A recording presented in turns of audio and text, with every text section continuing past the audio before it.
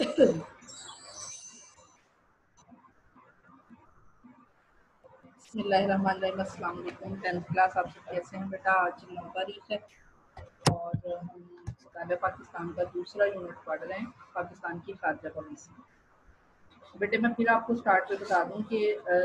9th class की book change हुई है, ज़रूर हुई है। आप लोगों की चेंज नहीं हुई, आपका एडिशन अभी पुराना नहीं है, तो इसलिए हम उसी एडिशन से पढ़ेंगे। आप लोगों के मैसेजेस मुझे आते हैं बुक के बारे में पता करने के लिए, तो आप लोग इसको मैंने लिंक भी आपको मैं शेयर कर दूंगी पीटीबी का, आप उसके ऊपर भी चेक कर सकते हैं। 10th क्लास की बुक जो है वो ओल्ड एडिशन ही है, वो चेंज नहीं हुई है। अपने लेक्चर की तरफ चलते हैं।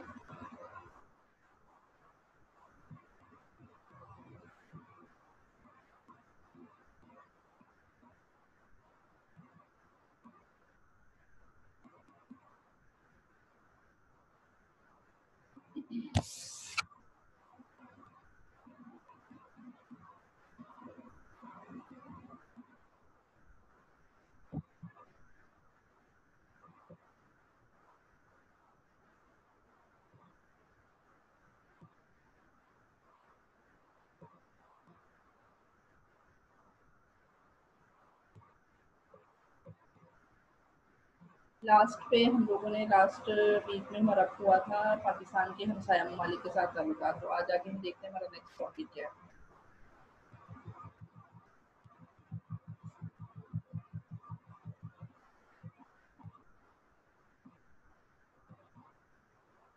एक एक टॉपिक ही मैंने आपको पढ़ाना है इसका।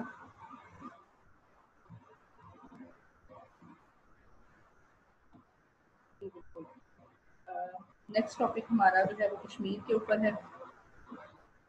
मसला कश्मीर की इब्तदा और इब्तदा कैसे हुई जो है वो। एक बात तो ध्यान में रखें, जब पाकिस्तान मूवमेंट चल रही थी बरसगीर के अंदर, तो 1930 के अंदर कश्मीर के अंदर भी ये मूवमेंट चली थी कि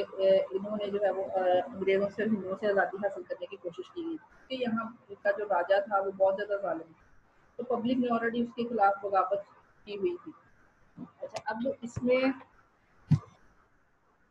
फिर जब पाकिस्तान मूवमेंट मंजर आम पे आई तो कश्मीर भी जो है वो पाकिस्तान मूवमेंट का हिस्सा बन गया। बहरहाल जब पार्टीशन हुई, पाकिस्तान जो है वो बन गया, पाकिस्तान की तख्लीक हो गई। लेकिन जब स्टेट्स का इशू आया तो आप सबको पता है, आप लोगों ने बार बार इस चीज़ को पढ़ा है कि इंडिया ने किस तरीके से इन रियासतों पर कब्जा कर लिया। अच्छा, अब इसको हमें थोड़ा सा डिटेल में पढ़ना है आज। टॉपिक मोस्ट इम्पॉर्टेंट है आपका, छोटा सा है, एक ही मैंने पढ़ाना है, चाहे 10 मिनट 15 मिनट की हमारे लेक्चर में जो है वो सिर्फ कंज्यूम है। लेकिन बेटा ये बहुत इम्पॉर्टेंट टॉपिक है आपके बोर्ड के पॉइंट ऑफ व्यू से भी, और वैसे भी आपको जो है वो ये सारा इशू पता होना चाहिए। अच्छा, अब वो कहता है कि ये जब से मतलब रेड क्लिफ अवार्ड के अंदर जो प्रॉब्लम्स हुए, पंजाब की जो है वो तकसीम इस तरीके से हुई,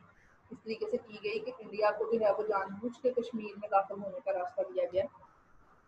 ठीक है। और अदरवाइज जो है वो अगर मुस्लिम अक्सरियती इलाके हमें मिल जाते तो कभी भी इस तरह के इशूज नहीं सामने आने थे स्टेट के हवाले से। बहरहाल जब पाकिस्तान बना तो उस वक्त कश्मीर की तकरीबन 80% आबादी जो थी ये मुस्लिम थी, और वहाँ के जो मुसलमान थे वो चाहते थे कि कश्मीर को पाकिस्तान में शामिल किया जाए, क्योंकि स्टेट्स के बारे में ये फैसला किया गया था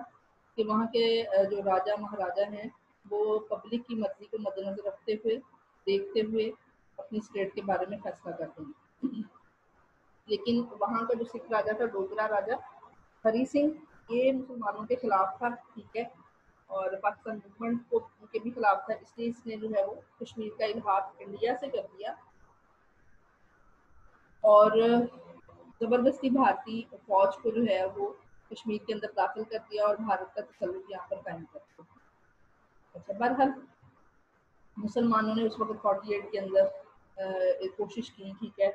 मुस्लिम मुजाहिदीन ने तो वादी का तकरीबन एक तिहाई हिस्सा भारतीय फौजों से आज़ाद करवा लिया। मतलब ये जो हमारे पास कुछ एरियाज हैं, ठीक है, पाकिस्तान के ऊपर शामिल है। अच्छा, जब ये सारा सिलसिला चल रहा था ना कि मुजाहिदीन जो है वो कोशिश कर रहे थे, जंग शुरू हो चुकी हुई थी, तो भारतीय फौज जो थी ये नाकाम हो रही थी कि मुजाहिदीन से وہ کس طریقے سے اپنا جو ہے وہ ان کے قبضے سے علاقہ چھیننے میں ناکام مسلسل ہو رہی تھی، ٹھیک ہے، اور مزید ناکامی سے بچنے کے لیے انڈیا جو ہے وہ چلا گیا پھر سلامتی کونسل۔ اب سلامتی کونسل کیا ہے، یہ میں نے آپ کو پہلے بھی بتایا کہ یو این او کا ادارہ ہے، اور یہ وار سے ریلیٹڈ جتنے بھی ایشوز ہوتے ہیں کنٹریز میں، پرابلمس، یہ ان کو ڈیل کرتا ہے۔ تو پھر سالس کے لیے انڈیا بھاگا سلامتی کونسل میں، وہاں پر جا کر اس نے یہ دعویٰ کیا کہ بھائی کشمیر جو ہے یہ اس طرح اسٹیٹ ہے، یہ ایشو چلا ہے برِ صغیر کے اندر، کشمیر کا جو راجا ہے اس نے کر دیا ہے کشمیر کا اظہار انڈیا کے ساتھ، اور پاکستان جو ہے وہ وہاں پر قبضہ جمانے کی کوشش کر رہا ہے، اپنی فوج کو بھیج رہا ہے، تو ٹھیک ہے، اور چونکہ پاکستان نے اپنی آرمی کو مجاہدین کو بھیجا ہے، تو اس کا مطلب یہ ہے کہ اس نے بھارت کی سالمیت پر حملہ کیا ہے، کیونکہ قانونی طور پر تو کشمیر ہمارے ساتھ ہے۔ اب جناح نے اسی وقت جو ہے وہ یہ کیس فائل کر دیا تھا سلامتی کونسل میں، اور ہم نے یہ موقف اختیار وہاں پہ کیا تھا کہ بھئی کشمیر جو ہے یہ ایک مسلم اسٹیٹ ہے، اس طریقے سے برِ صغیر کی ڈویژن ہوئی ہے ان اصولوں کے اوپر ہوئی ہے، اور یہ کہا گیا تھا کہ پبلک کی مرضی کو مد نظر رکھتے ہوئے ان کے جو مذہبی جذبات ہیں، اختیارات ہیں، یا جو بھی آپ کہہ رہے ہیں کہ مذہبی طور پر کہ ان کو کوئی ڈسٹربنس نہ ہو، تو اس حوالے سے جو ہے وہ علاقوں کی تقسیم کی جائے۔ بہرحال انڈیا نے جو ہے وہ تو اس لیے انہوں نے کہا جی انڈیا نے پھر زبردستی قبضہ کیا، تو پھر اس لیے ہم جو ہے وہ پھر ہم بھی آگے سے مجبور ہوئے ڈیفینس کرنے کے لیے۔ تو سلامتی کونسل نے پھر ایک قرارداد پاس کی، اس کے اوپر انہوں نے اس چیز کو مانا، پاکستان کا موقف جو تھا انہوں نے اس چیز کو تسلیم کیا، انڈیا کے موقف کو ریجیکٹ کیا۔ انہوں نے کہا جی پبلک جمہوریت کا دور ہے، ڈیموکریسی کا دور ہے، ٹھیک ہے، عوام کا پورا رائٹ ہے کہ وہ اپنی اسٹیٹ کے حوالے سے فیصلہ کرے۔ وہاں کا ہندو راجا جو ہے وہ اس کو یہ کوئی رائٹ نہیں ہے کہ وہ ایک بندہ جو ہے وہ پوری اسٹیٹ کا فیصلہ کر دے، ٹھیک ہے۔ تو اس حوالے سے پھر 1 جنوری کو جو ہے وہ 1949 میں جنگ بند کروا دی گئی، اور ایک قرارداد سلامتی کونسل پاس کی، اور وہاں پہ LOC، ٹھیک ہے، لائن آف کنٹرول، پاکستان اور انڈیا میں جو کشمیر کے درمیان جو ہے وہ ایک لائن مقرر کی ہوئی ہے، بارڈر مقرر کیا ہوا ہے، اس کو اقوام متحدہ نے اس کو LOC بولتے ہیں، لائن آف کنٹرول۔ اس کے اوپر انٹرنیشنل چیک اینڈ بیلنس ہے، مطلب ٹھیک ہے انڈیا کی فوج بھی ہے، پاکستان کی بھی ہے، لیکن وہاں پر جو ہے وہ انٹرنیشنل کنٹرول ہے کہ اب دونوں ملک ایٹمی طاقت ہیں، تو اور یہ ایشو بہت زیادہ سینسٹیو ہے۔ کرنٹ سچویشن کیا ہے اس کے اوپر بھی ہم بات کرتے ہیں، ٹھیک ہے۔ تو بہرحال کافی حد تک جو ہے وہ اس کو کنٹرول کرنے کے لیے جو ہے وہ انٹرنیشنل لیول پر جو ہے جو عالمی برادری وہ اپنا کردار ادا کرتی رہتی ہے، اور یہ جو لائن آف کنٹرول ہے اس پر اقوام متحدہ کے مبصر کھڑے ہیں، وہ دونوں ملکوں کی اس حوالے سے جو ہے وہ ان کے اوپر چیک اینڈ بیلنس رکھتے ہیں کہ کہیں جو ہے وہ دوبارہ سے جنگ شروع نہ ہو جائے۔ اچھا، اب سلامتی کونسل نے نا پاکستان کے اس موقف کو مان لیا تھا کہ بھی کشمیر کا جو فیصلہ ہے اس کے مستقبل کا وہ ریاست کی عوام کی مرضی کے مطابق ہوگا، ٹھیک ہے۔ اب انہوں نے یہ ڈیسائیڈ کیا کہ آپ جو ہے وہ اقوام متحدہ کی زیر نگرانی استصوابرہ یعنی الیکشن کروا لیں، ریفرنڈم کروا لیں۔ ریفرنڈم کے اندر ہاں یا نہ کے اندر جواب دیا جاتا ہے، عام جو الیکٹوریٹس ہوتے ہیں ان میں آپ کے پاس چوائس ہوتی ہے،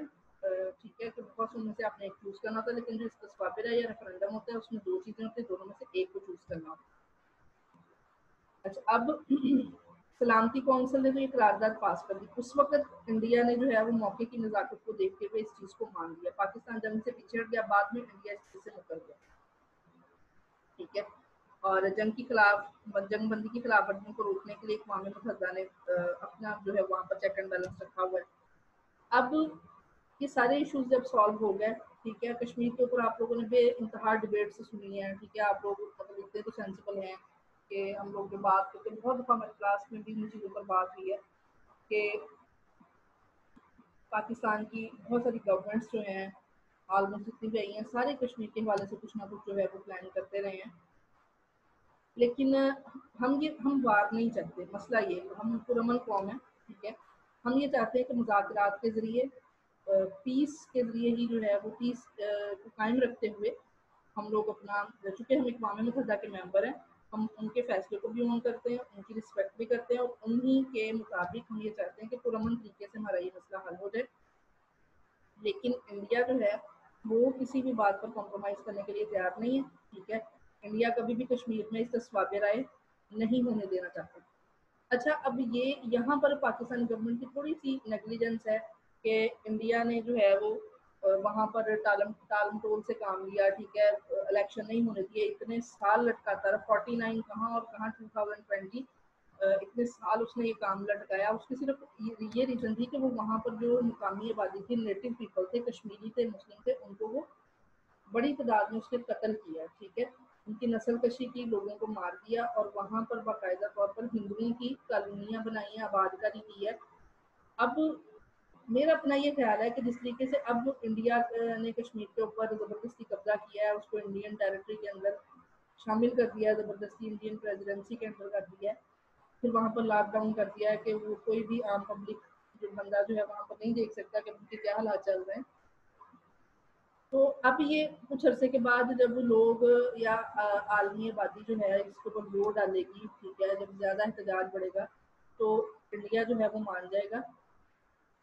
الیکشن کروانے پہ. جب الیکشن ہوں گے، کیونکہ انڈیا بڑی پلاننگ کے ساتھ چل رہا ہے، وہاں پر ہندوؤں کی آبادی کو اوور لیپ کرنے کی کوشش کر رہا ہے مسلمانوں کی.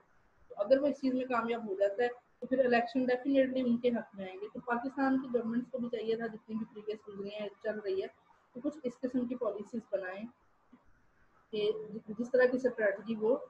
کھیل رہے ہیں، کیونکہ وار تو کسی مسئلے کا حل نہیں ہے. بہرحال اب بھارت کو چونکہ یہ